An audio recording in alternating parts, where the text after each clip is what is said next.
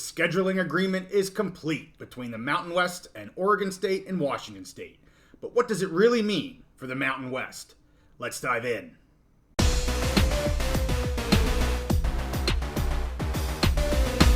Conference realignment and scheduling agreements are back in the news, so we're back on the Big Mountain, where we bring you a detailed focus on the Big Ten and the Mountain West. Yeah, it's good to have you here on the mountain. If you are new to our channel, I'm JY. This is my good friend Steve. And Steve, we've really been focusing on this scheduling agreement between Oregon State and Washington State and the Mountain West for a few episodes now. I think we've done 3 different episodes on it. And we've really been talking about it more from the Oregon State-Washington State side of things, kind of giving their view, why it works or doesn't work for them. And I want to do an episode purely just really about the Mountain West. Yeah. And so Commissioner Nevarez had a press conference just before the Mountain West Championship game.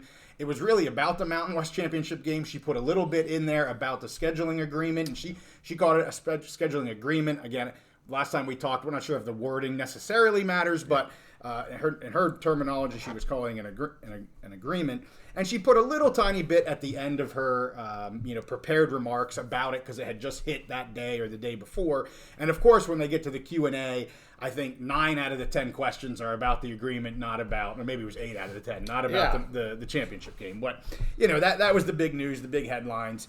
So again, I want to really, it's mainly going to come from what she said through both her statements, through her Q&A session at the end. I thought there was some really good questions from the reporters there. And it kind of fills in a couple of the blanks that we didn't really have the last time we talked about this. And again, it's purely about the Mountain West. Okay. So I'm going to start with just kind of her statement on it, and then I'll get to some of the Q&As. But she said, and I'm going to paraphrase slightly here, that they're really excited about this enhancement to their student-athlete experience, which is going to allow them to play 2 Western region institutions that look a lot like Mountain West Conference schools. We believe, the Mountain West believes, the competition's strength of schedule that these 2 teams will bring to our league really enhances our positioning for the expanded college football playoffs. Absolutely. So, again, a win-win for both. I think Oregon State and Washington State clearly are trying to build a schedule that is going to keep them in the potential realm of being CFP. Mm-hmm. But, of course, this enhances the Mountain West sides as well. So I'm really impressed with just what she had to say there. Then we get into some of the Q&A. And I'm just going to go question, and I'll give you the answer, question, and I'll give you the answer. Can I say something real quick about her statement? Absolutely. I think that she makes an excellent point about the expanded college football playoff. I think really that's what people need to be focusing on going through the future and how it changes the landscape of college football. Mm-hmm. We talked this year when Fresno was making their run and then Air Force was making their run about how a Mountain West champion, if they could go undefeated, could have a really, really good shot at getting one of those spots in the college football playoff next year. Yes. And so if you took, let's say, what it looked like Fresno or Air Force was going to do, yes, through that season, and you carry that out, and you add a win over an Oregon State or a Washington State, yep, just adds to that resume. Yep. So if you were comparing them to a Liberty team that made a New Year's Six Bowl this year who didn't play jack, yes, it gives them that edge, or even like an 11-1 team from the AAC or whatever. Yep. It adds to their resume, and that's really what that's what you need to be looking at going forward, and she's already focused on that. Yep. It would be a huge benefit the first year of the expanded playoff if a Mountain West team could get into that. CFP would be massive for the conference. For sure. And we'll get back to that. There's another question that they can get back a little bit to the playoffs and just how that works out. So I'm just going to go in order of how these questions were asked. Really, the first question that came up was, what was the discussion with Oregon State and Washington State? And of course, she's not going to get into the details of all of that. But she just answered with both schools have a lot of unknowns. Mm-hmm. This is really a case of first impressions and figuring out how this can be structured. Yep. She said that it was really a lot just getting football figured out. One of the follow-ups then was, what about the other sports? And her comment was, it was a lot just figuring out football. And her answer to the other sports was literally TBD. Yeah. They're in the works right now, so she's not going to say a whole lot about that. They asked then about with the 7-1 format. They kind of asked, how does that work from the Mountain West side in terms of their scheduling? What have you done? You know, the question was, is it as simple as just taking one game out of the previous rotation? Is this an all-new rotation? Like, what are you guys looking at? Her answer was it wasn't simple, but they wanted to be as least disruptive as possible to the teams just for this first year, you know, this 1 year kind of agreement, and honor the games that had already been planned for that non-conference types of schedules. So that's another piece to this that they had to figure out. So, you know, we've mentioned before that I believe it's San Diego State already had on the books to play, I believe it's Oregon State next year. Right. That means San Diego State's also going to play Washington State, but, you know, you had to take Oregon State out of that and I could be flip-flopping them here. I don't remember exactly which it is. But so San Diego State's going to play both of these teams. One of them through this 7-1 agreement, and one of them through a previous non-conference schedule.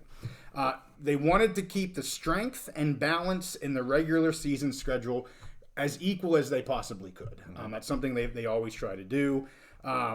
And she did say it will be a slightly new rotation. Yeah. So a little bit of both. It wasn't just, we're going to pull one out and plug one of these teams in. They did do a little bit of maneuvering just to try and keep the strength of schedules fairly balanced.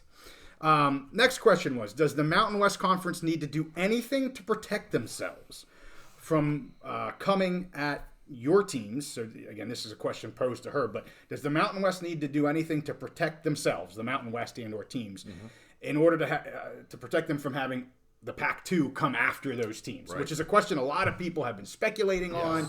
Oh, this is, you know, I mentioned the last time this guy bloviating about she's going to become I'm going to get to that again too, but she's going to become the new Pac-10 commissioner and yada, yada, yada. So it was literally asked, which was great. And you could hear what she has to say. She's not going to give you a ton of information, but her answer was she's not going to talk about the details of the agreement. So basically what the press release was is what you're going to get. Yeah. Now, unless things get leaked, which, you know, obviously could always happen. But she basically said, I'm not going to get into the details. What you heard from the press release is what you're going to get. Okay.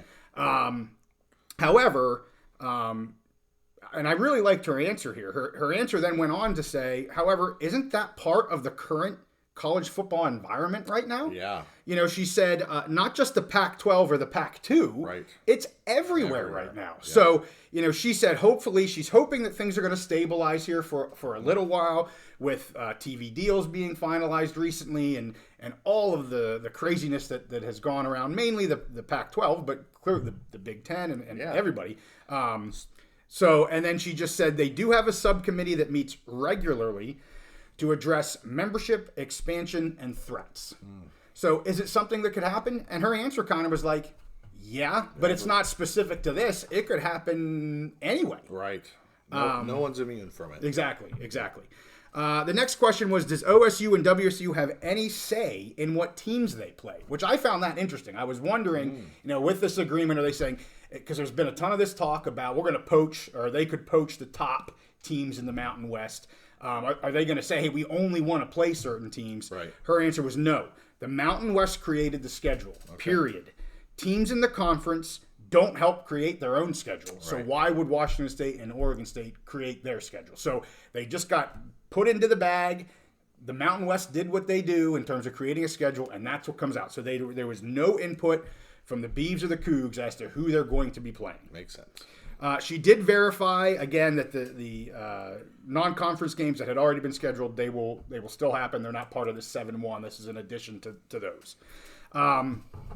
Three more questions. What would make this continue into 2025 if is this 1 year agreement to see if it just works, right? So she said it's not about what the experience is going to be. It's not about, hey, we're going to test the waters to see if it works.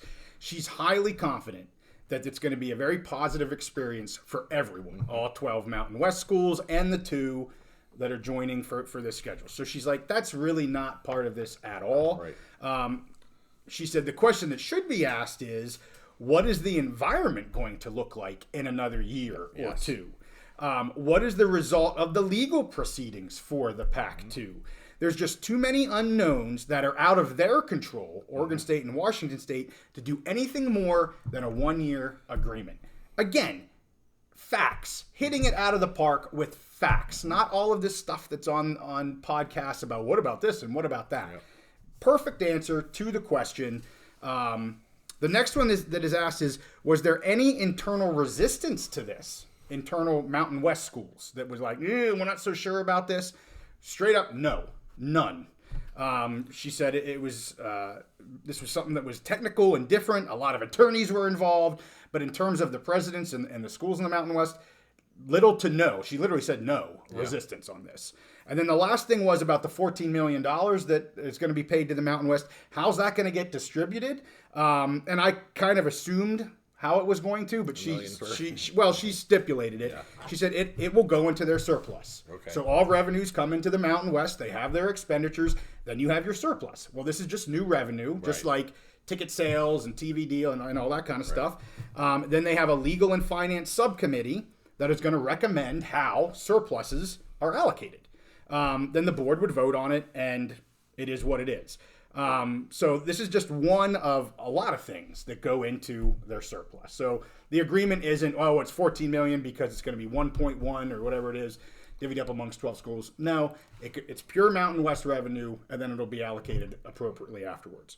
I do want to just say that was kind of the end of it. No, nothing really new, but I really appreciated her answers to some of these questions. Trust me, she's in control. They know what's going on. They can't control what they can't control. And she kind of said that. We don't know what it's going to look like in a year. We don't know what it's going to look like in 2 years. Of course, people are going to ask those questions, but the true answer is we don't know. We also don't know what else is in the agreement to protect the Mountain West. I'm not saying there's anything. I would think there's probably something. But she didn't get into the details. I don't think we're ever going to see that. And I do want to just remind people that she was in the Pac-10 when they went from 10 schools to 12 schools. Mm-hmm. She was not the commissioner, but from what I have read, she was fairly instrumental in creating a Pac-12 out of a Pac-10. So she's been here and done this before. Mm-hmm. Not saying she knows everything, but she's certainly not a spring chicken in terms of she doesn't know how these things work. She didn't fall off the turnip truck yesterday. That's right. And I didn't mean to take a jab at her age about being a spring chicken. I just mean she's been around this for a while now. Right. So I went through a whole bunch there, Steve. What are you thinking? So, again, really just reinforces a lot of the thoughts that I've had for a while. First of all, I just reiterate, I think this is a fantastic, it's just good for both sides. Yeah. We focused so much on Oregon State, Washington State before, but this really shows a lot of she highlighted a lot of the good points for the Mountain West. Mm-hmm. I've been very complimentary of the presidents of the two universities, the remaining two universities. And I would say just as complimentary about them, I am about her. Yeah. I think she's looking forward. Has far-reaching vision, not just focusing on what's happening today. Right. I think she's trying to navigate the college football landscape, and she's exactly right. And something I've mentioned, how different is the college football landscape going to look a year from now, 2 years from now? How different is this situation going to look with the court case? Yep. We're entering a new era where the SEC and the Big Ten are just loading up. Right. We're moving into a 12-team playoff, and it just changes all the dynamics of college football. And I think that she's doing a great job of looking at how can I navigate the Mountain West, to put us in the best position a year from now, 2 years from now, 3 years from now. And she's doing just a absolutely fantastic job. Yeah. I think from her answer regarding the protections and how she's not going to talk about the details, right. To me that's her way of saying, yes, we have some things in there, but we're not going to talk about it. So which I think is smart. Just overall, I think she's doing a great job. I don't really understand. There's been some mistrust about her. Whatever. It doesn't make a lot of sense to me. The thing that makes the most sense seems to be happening. So in the military, I was in the Navy for 22 years. We talk about in the military, we talk about the signal and the noise, okay? There's the signal. That's what we want to focus down on, is the signal. That's the important information. That's what's coming from the presidents of these two universities and from this commissioner. Right. The noise is all this other garbage, all the fan sites, all the media clickbait stuff. The people were, jumping off the deep end with drawing their own conclusions. That's all noise. If you focus on what these two presidents are saying, and now Commissioner, is it Navarro or Nevarez? Nevarez. You really understand, you get a better picture of what they're trying to do. Yes, they haven't come to a total agreement, and she talked about why. Right. There's so many unknowns right now. But all three of those parties are looking towards the future and looking at the best way to navigate. And each president has to look at the best thing for their institution, and whereas she's looking out for the Mountain West. And honestly, I have a lot of faith and trust in all three of them, especially with her leading the Mountain West, that she will put the Mountain West in the best position as we enter this new college football playoff and this whole new format. I think she's forward-looking, and I think she's doing a great job. So all of this just reinforced that. Well, and just a couple things on that. So you mentioned her response to what is in the agreement to protect the Mountain West from poaching or anything like that. And in fairness, I mean, let's take a step back for a minute. We just had a wedding. And people are jumping all the way to the divorce. Right. What's in the divorce? What's going to protect you from the divorce? Yes. Time out, everybody. We just had a wedding. Yeah. Like, I don't know too many weddings where they go, now, what's in that prenup? Yeah. And do you have a prenup? Well, they're there. Is this really a wedding, or we just had like this is like the first date? And That- they're already that's talking true. about getting divorced That's after true. the wedding. Like, That's true. They really went for it. But I mean, that's almost a similar type of thing. You've brought up kind of weddings and divorce before. That's kind of what I think about this. Yeah. The other thing I would say is, to your point, effective next year, we have a power 2 and an other 5. Yeah. Or I'm sorry, an Seven, other eight, 8, 7 or 8. yeah. 7 or 8. I don't know how we're going to call that. Right. But I'll say 8 for now because the Pac-12 is still a true conference. Right. So next year we have a power 2 and an other 8. Right. That's the facts. Yep. And, again, her answer and really what she said early on is getting to that. She understands that. And a lot of people understand that are in the game, that are deep into the game, that are the decision makers in the game. And that's the other thing I want to say. This is from a decision maker, and you have said this a lot. Yep. We need to hear what the decision makers are saying, not what the pundits and not what the coaches and not what the recruits.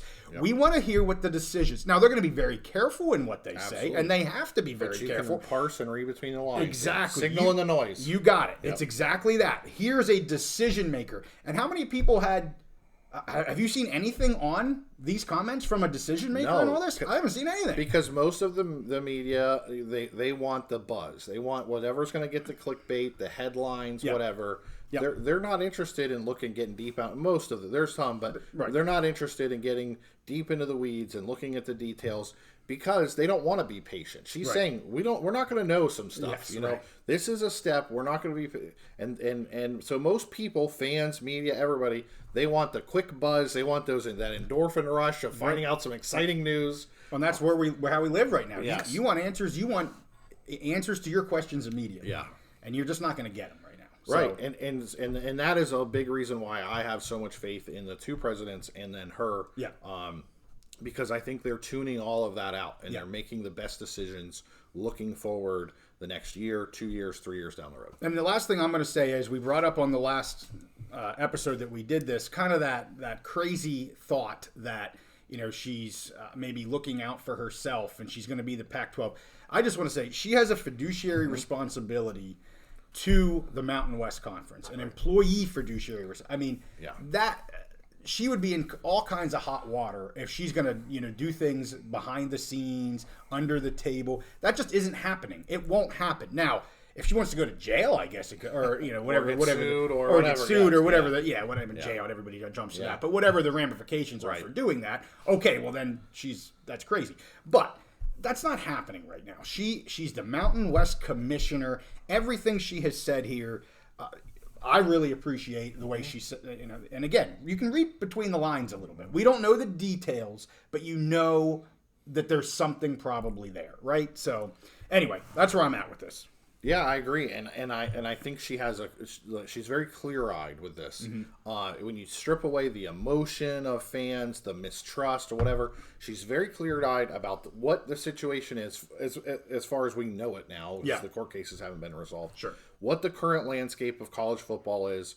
She's very clear on her conference and the strengths and the weaknesses and where they sit going forward, and how that some kind of an agreement or alliance or whatever we're going to call it, or merger in the future with these two teams can help her conference, and she's very clear-eyed on that, and she seems to be moving and speaking with purpose. Yes. To plot that best course of action for the conference, and that's all you can ask for. Yep. Now, if there is a merger someday in the future, she would have my vote as the person who could be a commissioner of a merge thing. But before any of that happens, her first duties and responsibilities are to the Mountain West, right. And there's nothing she has done or said whatsoever that shows anything to the contrary. Yep, totally agree.